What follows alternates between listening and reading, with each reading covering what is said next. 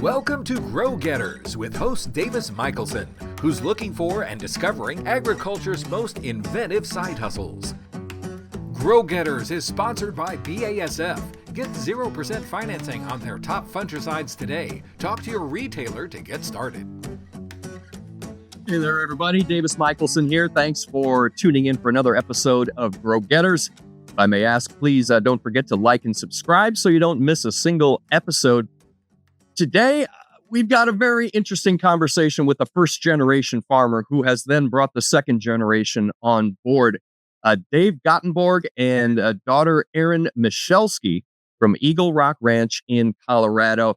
They sit at about 9,000 feet with a cattle ranch, and apparently there's some award-winning hay involved. We're certainly going to talk about all of that. Just a little background here. A successful businessman in his mid-50s, Dave sold his small oil and gas company and bought a large cattle ranch in the Colorado high country.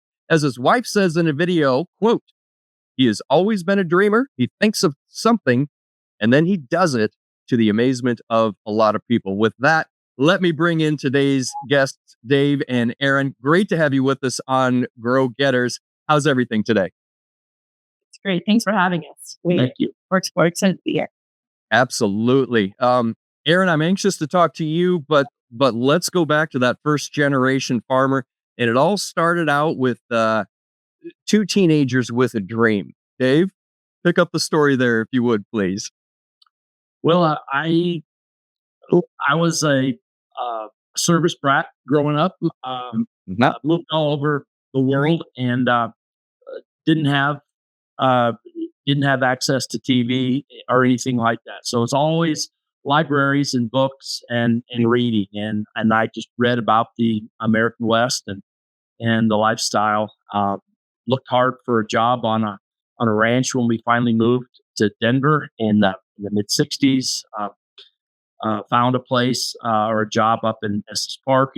Met my wife to be there. We were both we were both very young, but so worked with horses at that point. From that point forward, and we always wanted to do something with cattle and kind of complete sort of that whole experience. And so worked hard, went through several different careers, always with the idea of owning a ranch someday with some cattle, and finally got there in our mid 50s. Now I'm in my late 60s. So time goes by, and part of the reason for doing different things, we've always just kind of wanted to experience different things, and my wife gives me a hard time. She says I just can't hold down a steady job, but we're always trying something, and we finally got here where we aimed for 50 some years ago, and we're mighty happy to be here. And it's hard to get here. Sometimes it's a capital intensive business if you don't marry into it or are born into it. It takes a while to get here. So we got here a little bit late, but we finally got here and we're making the most of it. Erin's really pitched in and really been a big assist for us. Well, and the persistence of your passion is what really sticks out to me here. People, a lot of teenagers and young people have kind of a dream, and then maybe things get tough. Maybe it looks like that dream is going to be a little harder to achieve than we thought. Heck with it. I'll move on to a different dream. But you all held on to that a good long time. And now, Erin, that brings us to the second generation on the farm there. Your dad always had big dreams about ranching out there in the West. And now here you are as well, taking part in that dream. Talk to us about your experience. Yeah, sure. So I grew up in 4-H. As a young kid, I was always a horse girl. We didn't have horses in the backyard when I was little. We would lease a barn down the street from a neighbor, or I'd keep it down at the 4-H leader's house and walk down there after school and feed. So it's really been kind of full circle for me too, growing up where we now have a place to call our own, where the horses live in the backyard, and we're growing our own hay, which we can talk more about that too. It's always been something that has been in the forefront of my life, and it's been really fun to see it come to fruition for our whole family. Absolutely. Well, Dave, would you just take a moment and introduce us to the Eagle Rock Ranch? I went to your website at eaglerockbeef.com, and it says right on there, beef you can feel good about. Um, Talk to me about Eagle Rock Beef, your operation. What's a day-to-day thing look like for you there on the farm? Well, the ranch itself is 150 plus years old. It's always been run as a traditional cow calf and hay operation from the mid 1860s, essentially. And we continue that tradition today. We run a cow calf operation, which means we breed mother calves. We calve out late spring. We which is a busy time. Then we move to irrigating in June or so, and grow hay in the summer while our cattle are out on the different pastures in a rotational scheme. In the late summer, we turn water off. Our irrigation water start drying the ground and start haying late summer. Once we're done with haying, which is a big, intensive 6-week process for us, then we start like we're doing now. We bring cattle in. They finish cutting, grazing, essentially our pastures where we can't cut the hay. They clean that up, put manure on the ground. We're starting to wean. Now we're going to start shipping our calves, and our cows will soon follow. Winter time, there's all kinds of other projects going on with machinery and so forth until we brake check our cattle, which is coming up here pretty soon. I mean, it's snowing here today, and so we kind of get into the winter mode, and pretty soon spring will be right around the corner, and we start all over again. Erin, your dad strikes me immediately as a horse sense kind of guy, common sense sort of fella. What's it like for you? Because he talked about the expense, the difficulty with a first generation farmer showing up and starting from scratch. Here you are now, able to take part in that as well. What does it mean for you to be that second generation there on the farm? Yeah, thank you. So, my primary role at the ranch right now is our direct to consumer business. So, we're actually here at our retail store right now, which is something that we've been able to do, bringing in, I guess, the next generation with a little bit more manpower and capacity. So, for me, that means being able to expand our ranch into different revenue streams. So, we have the direct to consumer business going on. We've started some agritourism at the ranch. And just really being able to embrace the ranch in its state and be able to diversify our revenue streams has kind of been my role. Yeah.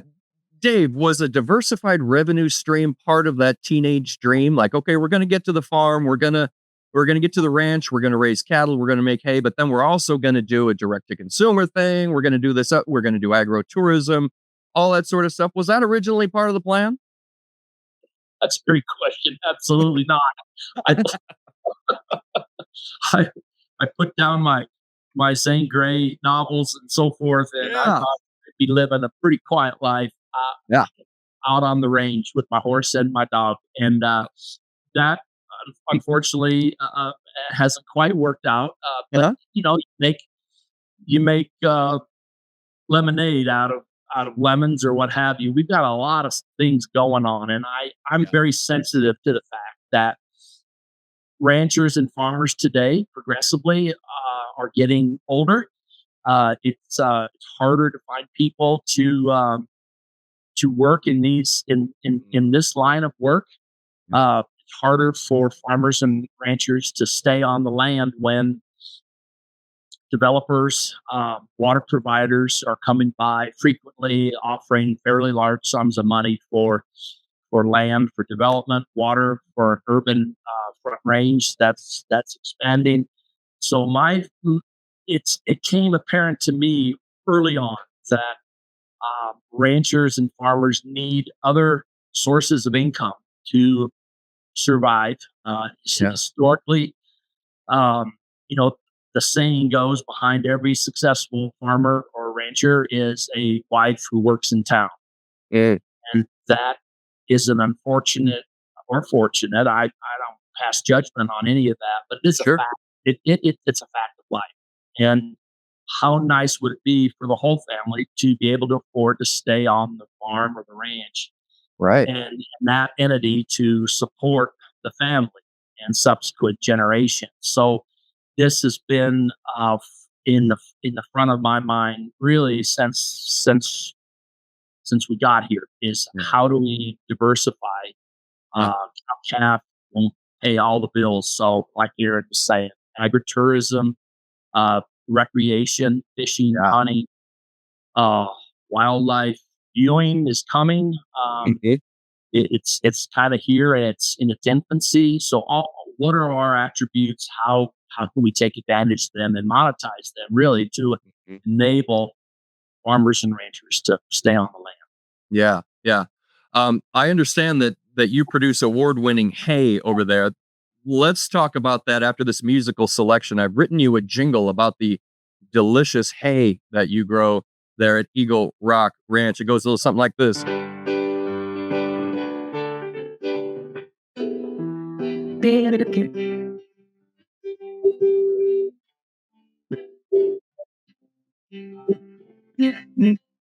Eagle Rock Ranch, where the cattle all smile. Sunshine makes the forage delicious. Hey, Eagle Rock Ranch.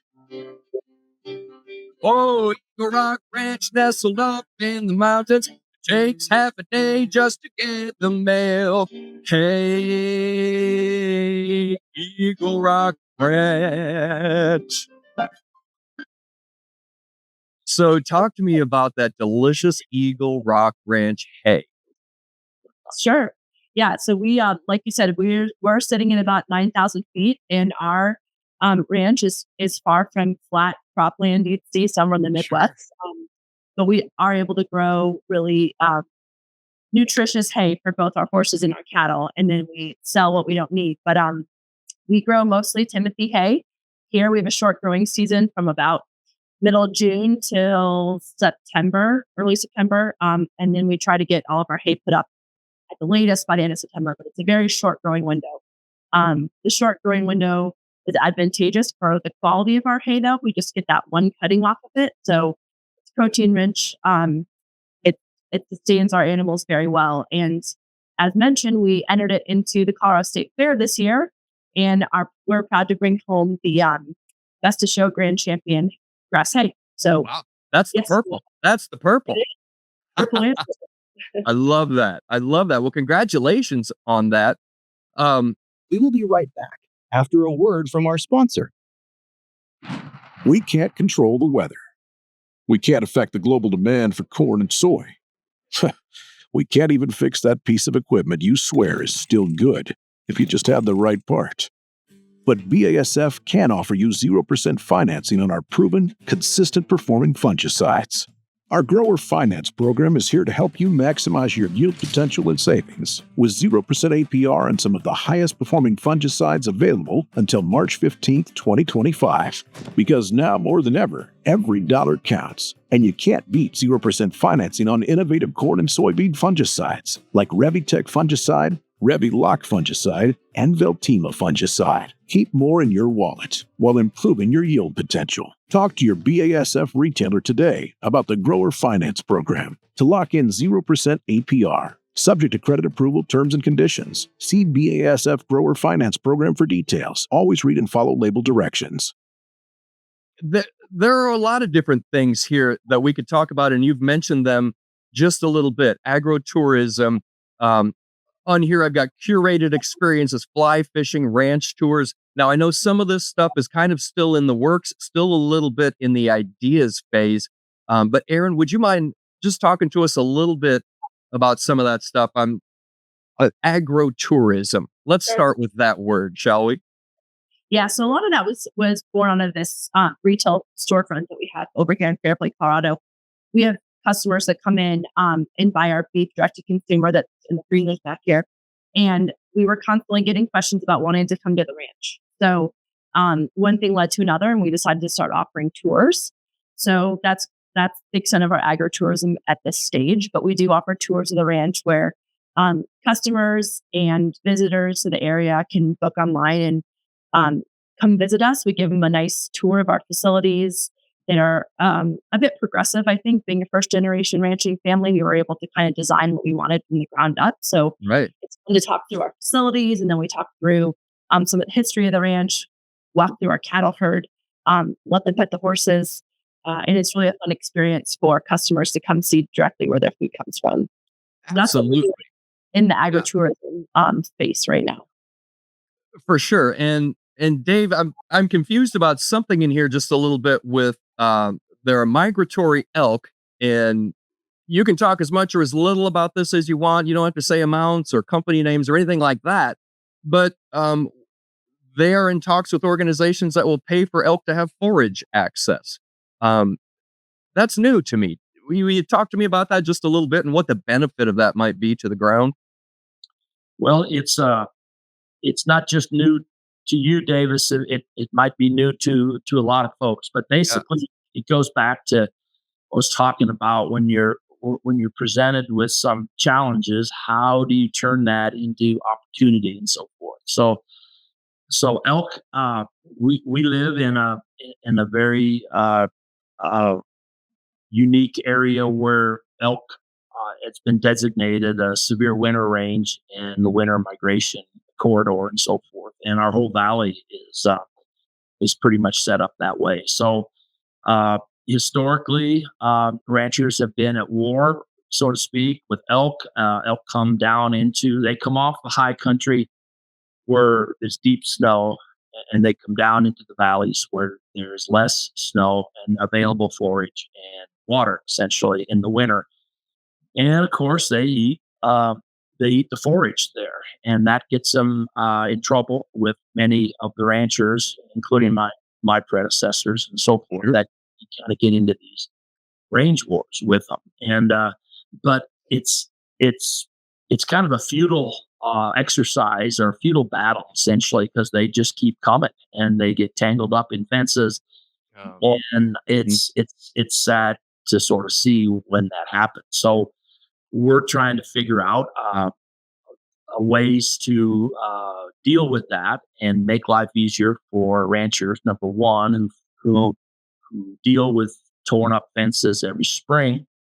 We're out there fixing fences, and also the elk. How can we benefit the elk that have to deal with these fences as well, and the forage? So if we are in the works, and we expect to have something here the next month or so. It's been quite a long process, but there are organizations that will pay not insignificant sums to facilitate the migration. These are private organizations to facilitate the migration. Okay.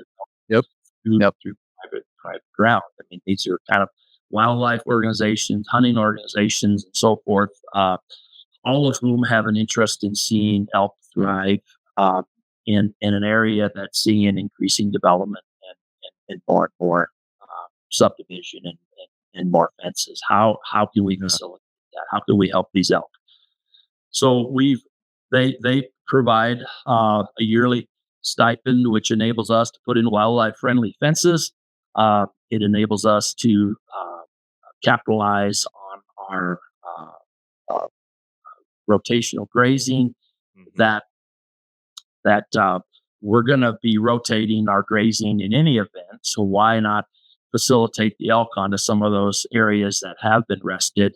They put down a little bit different manure for fertilizer purposes. They eat certain different types of grasses and so forth. So the whole thing is we're trying to replicate and mimic Mother Nature. And this helps us in that regard. It's a win-win-win. It's a win for the wildlife people. It's a win for the rancher. It's a win for the elk. And these are the kinds of things we'd like to see more of to help, again, farmers and ranchers stay out of the ground. Absolutely. For sure. And, um, to me, it's obvious, maybe not to everyone else, but farmers and ranchers, the first conservationists, the first to be interested in sustainability. How do I keep this thing going so that the next generation can take it over? And the animal folks and the ranchers I know can sometimes butt heads and not see eye to eye. But if this is a thing that we can all sort of work together, like you say, it's a win for everybody. I love the sound of that. Now, I've written an ode here to Eagle Rock beef, and I think I've encapsulated most of what you're doing over there. I'm going to lay it on you, and then we can clean up what I missed at the other end. All right, so here we go. Eagle Rock beef with Erin and Dave. They're bailing up the best around at 9,000 feet. Eagle Rock beef. The cow says, that's pretty good hay. Agrotourism, fly fishing too. The migratory elk will make you say, oh, Eagle Rock beef on the Grow Getter Show. Pretty good. So agrotourism and fly fishing too. I'm imagining one of those bucolic, nice, flat, shallow, ice cold Colorado mountain brooks. Am I getting anywhere near what you got going there? Yep. And don't forget gin clear water, just clear as can be. Yeah. Erin, your dad has been called an adventurer. Clearly, he's got an adventurous spirit. I don't know if you inherited that as well, but I know that working with and being around, because my dad's the same way, a big ideas guy. Sometimes it can be kind of difficult to follow down some of the rabbit trails and say, do we need to? Are we really going to add one more thing?